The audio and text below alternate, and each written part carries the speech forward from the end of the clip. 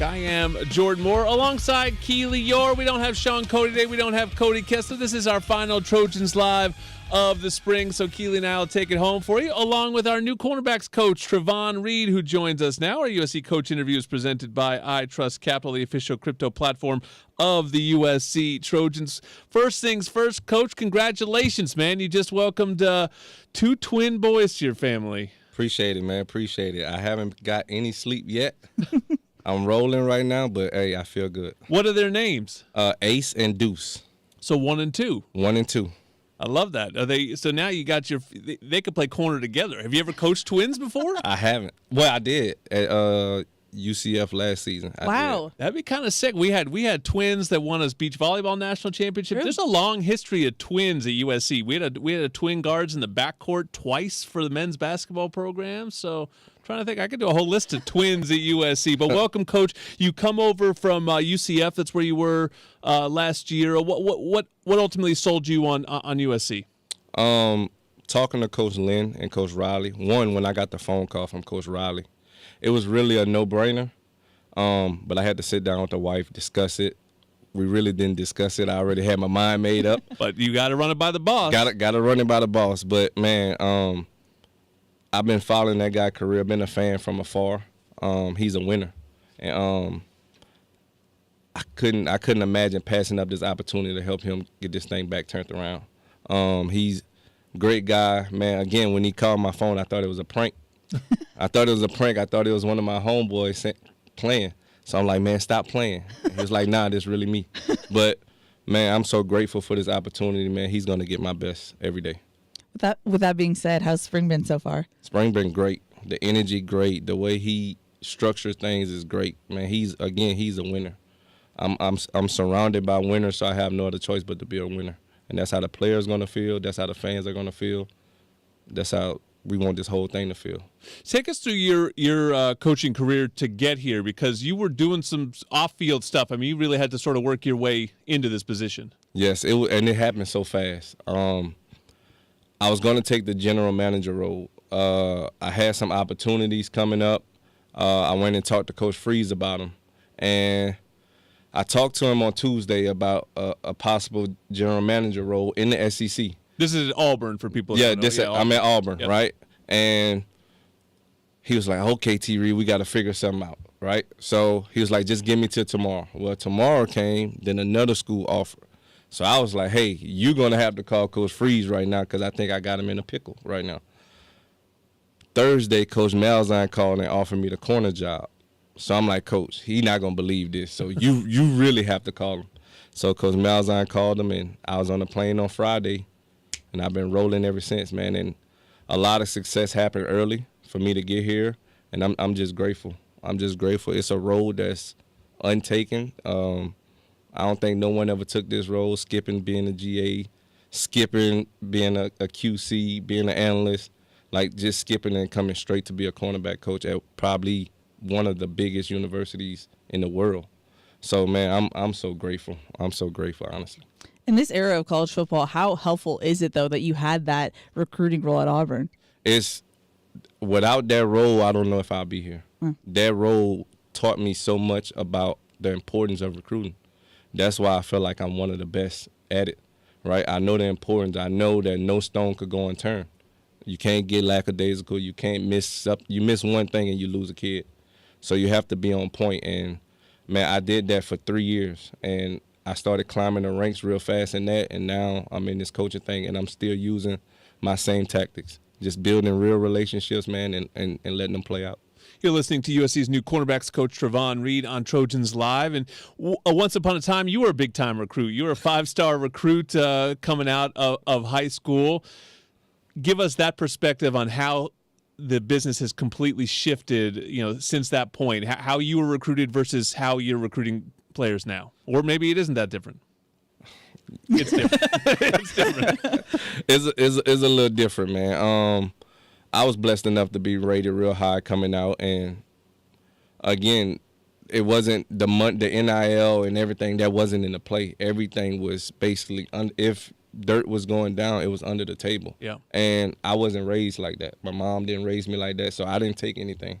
And if I wanted to, I could have got a lot from the position I was in, but man, I chose to do it the right way. And I went to Auburn, the school that I fell in love with my heart, and man, it played out. I didn't have the greatest career like I wanted to, but some way, somehow, I believed in the man upstairs, and he gave me a shot in the NFL, and I took advantage of it.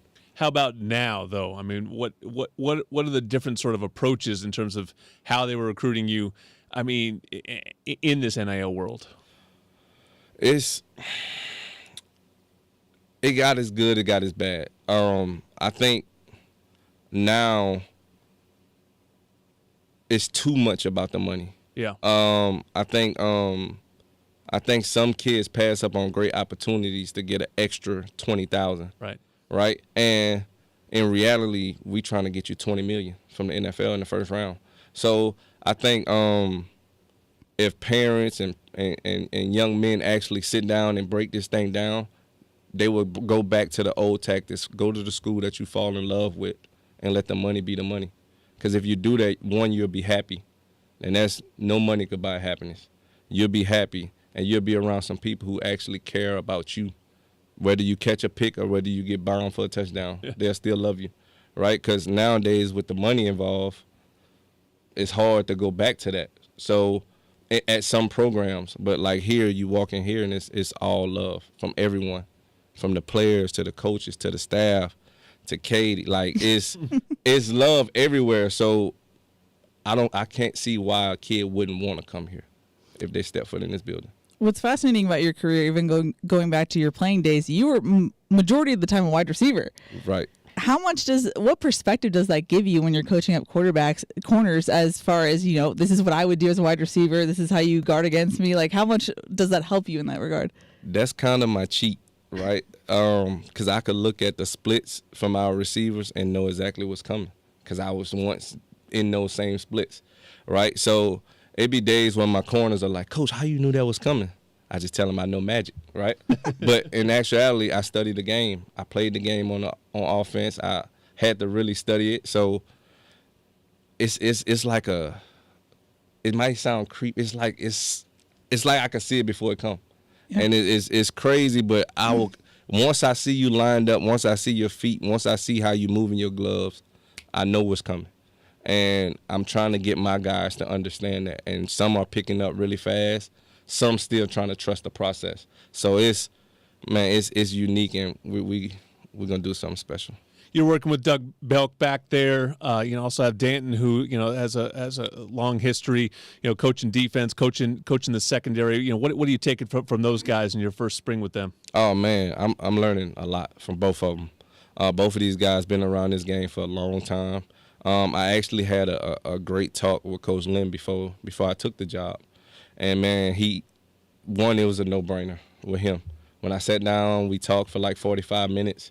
I wanted to tell him right then and there I was coming, because he sold me on the culture. He sold me on his philosophies, and everything he stood for, I stand for that. He's about the kids. He's about making this place better, and I was all in from the jump. And Belk, I learned so much from him also. He coached some high-level DBs, because I'm still young in the game. So I'm still learning some things, like from the safety position and all that. So every day I'm in his office just learning, just sharpening my knife. So when, say, he get COVID or anything, I could just pick up and there's no drop-off nowhere in the room. Coach Lynn, me and Belk going to handle it. Like, it's however it goes, we all going to be ready for whatever. Now, correct me if I'm wrong, but from what we're hearing, both corner spots are up for grabs. What are you seeing with that competition? The guys are competing. They're having fun, and it's a real open competition. Everyone is making plays, and everyone is trying to separate themselves from the pack. So it's a real competition, and this thing is going to go all the way into the first week of this season. So I love it. I love it. I'm a new coach here. I don't care what happened last year. I don't care if you didn't play. I don't care if you're 16. I don't care if you're 35. If you're on this roster and you play corner and you show up every day and work, you're going to have a chance to play. Tell us about DJ Harvey, because he is a guy that has come here with a lot of playing experience behind him. Oh, he's a good player. He's also one of the leaders in that corner room, him and DeCarlos Nicholson. D-Nick, I should say. He don't want me to call him DeCarlos no more. I told him he got to earn D-Nick back. But, Man, no, DJ, he's a leader. It's natural to him. The kid got a net for the ball. He got 5 interceptions in his career. He fits the culture. Like him and Kamari been together since Pee Wee League, and all they talk about is their times versus each other in Pee Wee League. So what I made them do was pull up some old film. I want to see who the best, right? So Kamari won the matchup. So now they saying after spring they're gonna go at it and all that. But man, it's just he just fit in like he's been here, right? And he got here a few days before I got here. Yeah. So just seeing that let me know that the culture was already getting set in this building. I just added to it, and I'm happy to be a part of it. We got to talk to DJ Harvey last week, and he actually mentioned the bond he has with you off the field. He said that you guys were both kind of new together. Describe what you guys are like off the field. It's like I don't want to say father and son because I don't want that to sound like that, but it's really close. It's really close. And, again, I'm like that with all my guys. I want to build a real relationship because I want to tell you the truth. When you balling, I'm going to tell you you're balling. When you playing like poop, I'm going to tell you you're playing like poop, right? But that's me and your conversation. I'm not going to embarrass you in front of everybody. I'm going to pull you to the side, and I'm going to tell you. And it's the same thing off the field. Like, I want to know what's going on in real life. Like, okay, when we on the field, we're going to handle what's on the field. But when we off the field, what's going on in real life? And they appreciate that. They appreciate me checking on their mental health because that's important, you know. They all know my story. I grew up with Kyron. That's why I named my second son Deuce. I was number 1 my whole career. Kyron was number 2. So that's why I went with Ace and Deuce. Kyron with the mental health situation at LSU. We grew up, Thibodeau, everything together. I was like a mentor, a big brother to him. So I make sure every day I check on my guys, whether it's through text message, whatever, any kind of way I could get to them, even if it's a DM on Instagram. I just want to hear from you to make sure you're good. Because I know once you get between those white lines, you're going to be okay because you're doing what you love. But when you step outside of those white lines, you are a human. You do go through things. And I want you to know that you have a coach that cares. That's amazing. That's fantastic. You know, it was our first year in the Big Ten last year. I don't think you have Big Ten on your resume from the past. I was wondering how much you looked at it because in some of our sort of conversations about how things are different, the cornerback position came up a lot.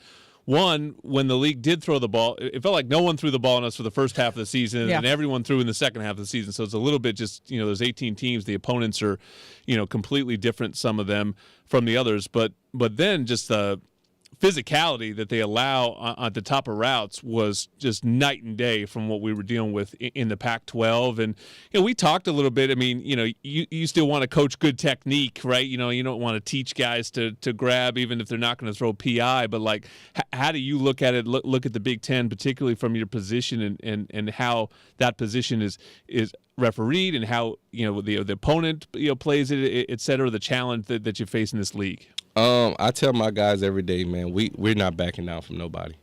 I tell them, and they always laugh when I say this. I say, if my newborns get out there in front of me, I'm going to put hands on them. When I'm in between the white lines, anything goes. Whoever's standing in front of me is a mindset. So that's how we're going to approach every game. It don't matter who we playing, where we playing. If they line up in front of you, we putting hands on them. And if they do let us grab and tussle a little bit, if we could do that, we're not going to complain when they hold us. So get them off you. So it's a mindset both ways, right? Because if we could grab the receivers and they're not going to call it, why they can't hold us in the run game? So I teach them every day to make sure no one hold you. So we do all type of drills and they get physical. And we're going to be physical. We're going to tackle. And we're going to fake whoever in front of us. We're going to line up and we're going to play ball. And we're going to find a way to win. That's the mindset. Building off of that corner, you're on an island. You have to have a short memory. How do you build up that mental aspect of being a corner and being on an island? I put pressure on them at practice. They never know when I'm going to say it, but I'll tell you right now, I'll just come to you, hey, it's 4th and 3. It could be 1st and 10, but for you, it's 4th and 3. If you catch the ball, you got to see me after practice. Wow. So just putting certain pressures on them now so when we get to the fall, they just going to remember. Some going to click in their head. They're going to say it's 4th and 3, and they know it's time to turn it on. Because if you approach everything with a 4th and 3 mindset, you're going to be urgent, right? 4th and 3, you don't know if they're running or they passing. So you got to be ready to hit somebody or cover somebody. So if you have that mindset, if you develop that, and that's what I'm doing. We ain't there yet, but we getting close. And everybody is in the room, from the older guys to the freshmen. We developing a 4th and 3 mindset. And it's going to be a sight to see if we could continue to build on it. All right, can't wait. Great to meet you, Coach, and welcome to the Trojan family. Congratulations, son, Yes. your 2 twin new babies. That's just fantastic. Hope you get some sleep at some point here. But good luck to you with that. We got Big Keyshawn Silver coming up next, ready to take it to the next level. Unleash the beast this college tailgate season with Monster Energy. Tear into a can of the meanest energy drink on the planet. Monster Energy, unleash the beast. And USC fans, you can win a 4-bedroom, 3-bath home in Temecula Valley. Play slots or table games at Pechanga Resort Casino through May 30 to earn entries. Visit Pechanga.com or call 888-PECHANGA for details. Back with more Trojans Live next.